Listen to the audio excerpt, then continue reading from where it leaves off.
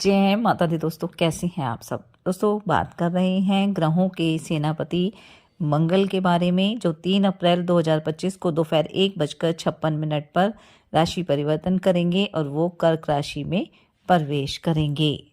जैसा कि आप सब जानते ही हैं कि मंगल 20 अक्टूबर 2024 को कर्क राशि में प्रवेश किया था, लेकिन 7 दिसंबर 2024 को वो वक्री हो गई थी और वक्री अवस्था में ही 21 जनवरी 2025 को पुनः मिथुन राशि में चले गए थे।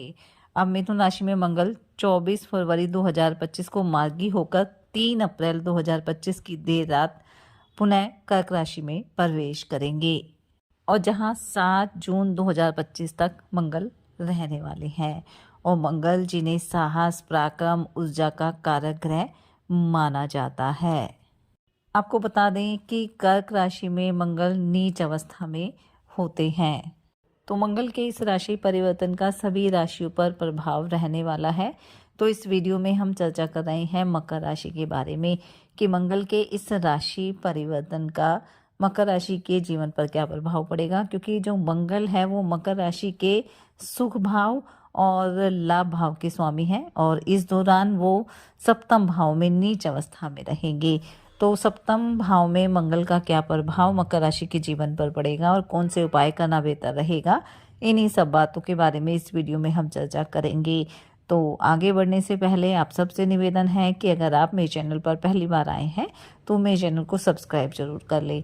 तो चलिए बात कर लेते हैं मंगल के इस राशि परिवर्तन का क्या प्रभाव मकर राशि के जीवन पर पड़ेगा। मंगल इस गोचर के दौरान सप्तम भाव में विराजमान रहेंगे और सप्तम भाव जिसे कारोबार का भाव, साझेदारी का भाव और दाम्पत्य जीवन का भाव माना जाता है। और यहाँ मंगल नीच के हो रहे हैं तो सामान्य तौर पर इसे ज़्यादा अच्छा नहीं माना जाएगा। खास तौर से दाम्पत्य जीवन के लिए ये समय ज़्यादा अच्छा नहीं रहेगा, क्योंकि दाम्पत्य जीवन में किसी भी तरीके की कलह कलेश उत्पन्न हो सकते हैं। तो इस बात का आपको विशेष रूप से ध्यान रखना है कि जीवन साथी के साथ किसी तरह की अनबन ना हो, वाद विवाद ना हो, क्योंकि छोटे छोटे विवाद ही बड़ा रूप ले सकते हैं। और साथ ही इस दौरान आपके जीवन साथी का स्वास्थ्य भी कमज़ोर रह सकता है, इसलिए आपको हर तरह से अपने जीवन साथी का ध्यान भी रखना है और एक सामंजस्य बनाकर आपको चलना है। इस दौरान आपको अपने स्वास्थ्य के प्रति भी लापरवाही बरतना ठीक नहीं रहेगा। हड्डियों से संबंधित कोई समस्या आपको हो सकती है या पहले से ही अगर इस तरह की समस्या है तो वो बढ़ सकती है, इसलिए आपको अपना ध्यान रखना है। योग, ध्यान, मेडिटेशन करना है, खान पान का भी आपको ध्यान रखना है। कारोबारियों के लिए वैसे तो समय अच्छा रहेगा, लेकिन कोई भी नई डील करते समय आपको थोड़ा सजग रहना होगा और समझदारी से काम करना होगा, ताकि जो डील आप फाइनल कर रहे हैं वो आपके लिए लाभकारी साबित हो। मंगल जो आपके सुख भाव के हैं और फिलहाल नीच अवस्था में रहेंगे, तो थोड़ी सी सावधानी बरतने के तो संकेत वो दे ही रहे हैं। भूमि, भवन, वाहन से संबंधित मामलों में आपको समझदारी से काम लेना होगा। लेन देन में भी आपको जल्दबाजी नहीं करनी है। बड़ों की सलाह लेकर अगर आप लेन देन करेंगे तो उसमें आपको लाभ की प्राप्ति होगी।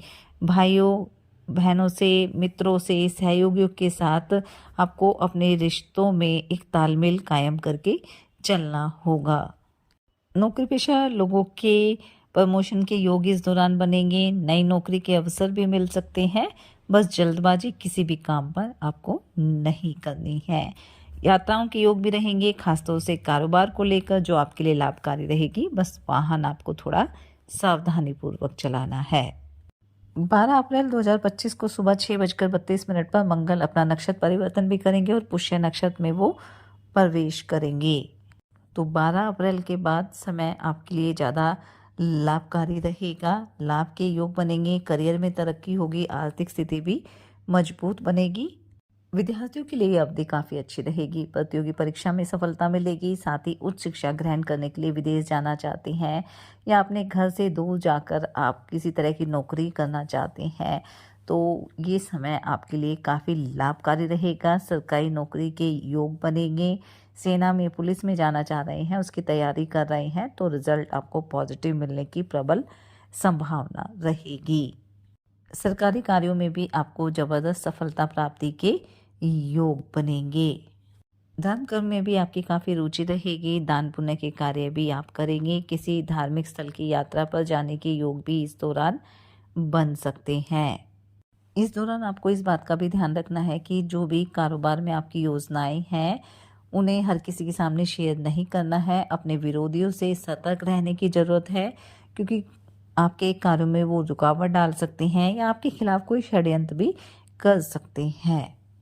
कोर्ट कचहरी से जुड़े मामलों में आपको सफलता प्राप्त होगी, लेकिन फिलहाल किसी तरह का आप मुकदमा ना उठाएं तो आपके लिए ज़्यादा बेहतर रहेगा।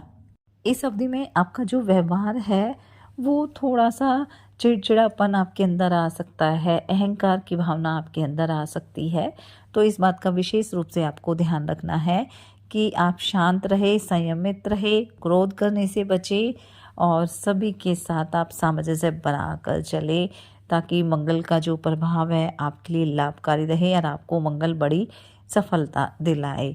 इसलिए कोई भी कार्य आपको करना है, बड़ों की सलाह लेकर करना है, समझदारी के साथ करना है, क्योंकि इस दौरान कोई डील भी आपको मिल सकती है, नई नौकरी की प्राप्ति भी हो सकती है, किसी अच्छी जगह आपका एडमिशन भी हो सकता है।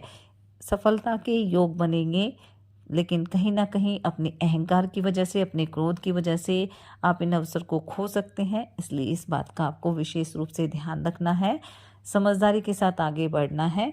साथ ही मंगल को प्रसन्न करने के उपाय भी आप इस दौरान कर सकते हैं। सबसे सरल उपाय है कि नियमित रूप से आप हनुमान जी की आराधना करते रहें। हनुमान चालीसा का आप पाठ करें, जितनी बार भी कर सकते हैं, 1 बार, 3 बार, 5 बार, 7 बार, जो भी आपकी सामर्थ्य है आप हनुमान चालीसा का पाठ करें। ओम अंगारकाय नमः मंत्र का मंगलवार के दिन आप 1 माला का जाप कर सकते हैं।